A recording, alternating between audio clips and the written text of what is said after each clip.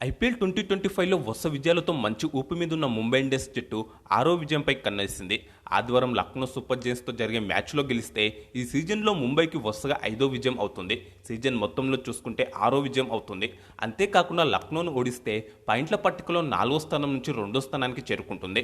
ప్రస్తుతం పాయింట్ల పట్టికలో 4వ స్థానంలో ముంబై ఇండియన్స్, 6వ స్థానంలో లక్నో సూపర్ జైంట్స్ జట్లున్నాయి. నిజానికి ఈ రెండు జట్లు ఇప్పటివరకు సమానంగా 9 మ్యాచ్ల చొప్పున ఆడి 5 మ్యాచ్ల చొప్పున గెలిచాయి. రెండు జట్ల ఖాతాలో 10 పాయింట్ల చొప్పున ఉన్నాయి. కానీ నెట్ రన్ రేట్లో తేడా కారణంగా 4వ స్థానంలో ముంబై ఇండియన్స్, 6వ స్థానంలో లక్నో సూపర్ జైంట్స్ ఉన్నాయి. పంజాబ్ కింగ్స్ కూడా ముంబై, లక్నోతో సమానంగా విజయాలు, పాయింట్లు ఉన్నప్పటికీ నెట్ రన్ రేట్లో తేడా కారణంగా 5వ స్థానంలో ఉంది. ప్లే ఆఫ్స్ చేరాలంటే ముంబై, లక్నో ఈ రెండు జట్లకు ఈ మ్యాచ్ కీలకం కావడంతో రెండు జట్లు గెలిపే లక్ష్యంగా బరిలోకి దిగనున్నాయి. దీంతో మ్యాచ్ చివరి వరకు హోరాహోరీగా సాగడం ఖాయంగా కనిపిస్తుంది. కాగా ముంబైలోని వాంఖేడే స్టేడియం వేదికగా మధ్యాహ్నం 3:30 గంటలకు ఈ మ్యాచ్ ప్రారంభం కానుంది.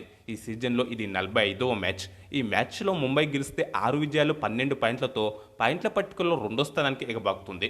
నిజానికి ప్రస్తుతం మొదటి 2, 3 స్థానాల్లో ఉన్న Delhi Capitals, royal Challengers Bengaluru జట్ల ఖాతాలో కూడా 6 విజయాలు చొప్పున ఉన్నాయి. కానీ 2, 3 స్థానాల్లో ఉన్న Delhi, Bengaluru net run rate Mumbai కన్నా తక్కువగా ఉంది. దీంతో ముంబై లక్నోను ఓడిస్తే టాప్ 2లోకి వెళ్ళిపోతుంది.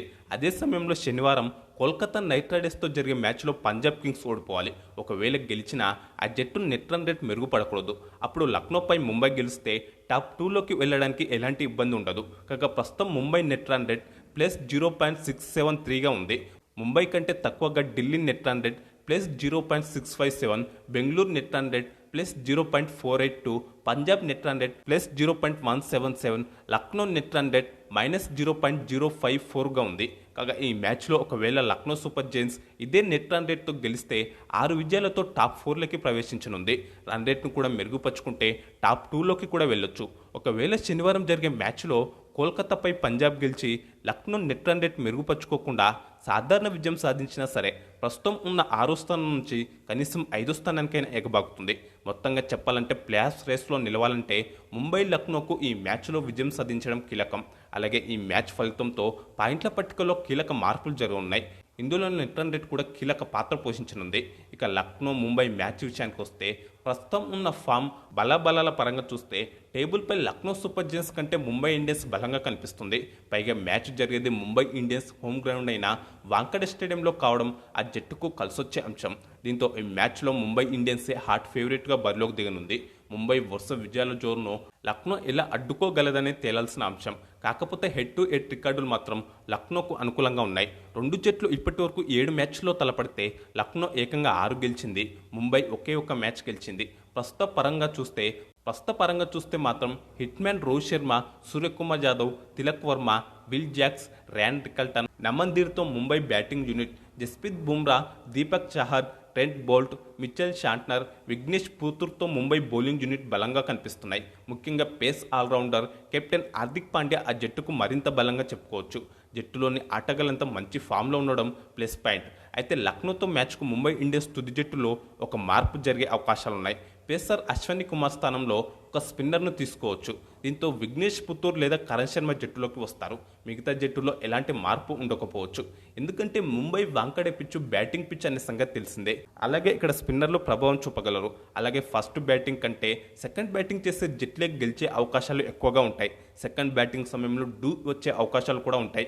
అందుకే టాస్ గెలిచిన కెప్టెన్ ముందుగా చేజింగ్కి ఆసక్తి చూపుతాడు.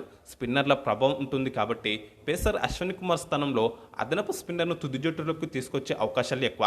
కాగా గత మ్యాచ్లో విఘ్నేష్ పుతూర్ ఒకే ఒక ఓవర్ వేసి ఎక్కువ పరుగులు ఇచ్చాడు. దీంతో కరణ్ శర్మ వైపు మొగ్గు చూపొచ్చు, లేదంటే ఇద్దరిని కూడా బరిలోకి దింపొచ్చు. ఎందుకంటే రోహిత్ శర్మ ఇంపాక్టివ్ ప్లేయర్గా ఆడే అవకాశాలే ఎక్కువగా. ఇక లక్నో సూపర్ జైంట్స్ విషయానికి వస్తే Markram, Mitchell Marsh, Nicholas Pooran, Abdul Samad, David Miller, Ayush బద్దూనిలతో లక్నో బ్యాటింగ్ యూనిట్ కూడా ముంబైకి ధీటుగా ఉంది. కానీ బౌలింగ్ యూనిట్లో కొన్ని సమస్యలున్నాయి.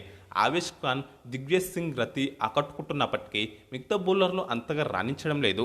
శార్దుల్ ఠాగూర్ ఆరంభంలో రాణించినప్పటికీ గత 2-3 మ్యాచ్ల్లో ధారాళంగా పరుగులిచ్చాడు. స్పిన్నర్ రవి బిష్ణోయ్ పరిస్థితి కూడా ఇలాగే ఉంది.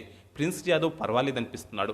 అయితే యంగ్ పేసర్ మయాంక్ యాదవ్ గాయం నుంచి కోలుకొని పూర్తి ఫిట్నెస్ సాధించినట్టు తెలుస్తుంది. దీంతో అతను తుది జట్టులోకి వస్తే శార్దుల్ ఠాగూర్ లేదా ప్రిన్స్ యాదవ్లలో ఒకరిని తుది జట్టు నుంచి తప్పించే అవకాశాలున్నాయి. దీంతో లక్నో సూపర్ జైంట్స్ జట్టులోనూ ఈ ఒక్క మార్పే జరిగే అవకాశాలు ఉన్నాయి. రవి బిష్ణోయ్ లేదా షాబాజ్ అహ్మద్ను ఇంపాక్ట్ ప్లేయర్గా ఆడించవచ్చు. అయితే కెప్టెన్ రిషబ్ పంత్ ఫామ్ లక్నోను కలవరపెడుతుంది. బ్యాటర్గా పంత్ ఆకట్టుకోలేకపోతున్నాడు. ఇప్పటి వరకు ఒకే ఒక హాఫ్ సెంచరీ సాధించాడు. కెప్టెన్గా కూడా కీలక సమయాల్లో నిర్ణయాలు తీసుకోవడంలో పంత్ ఇబ్బంది పడుతున్నాడు. ఏది ఏమైనా ఈ మ్యాచ్లో టాస్ అయితే చాలా కీలకం. ఇక ఈ మ్యాచ్కు వర్షం నుంచి ఎలాంటి ఆటంకం లేదు.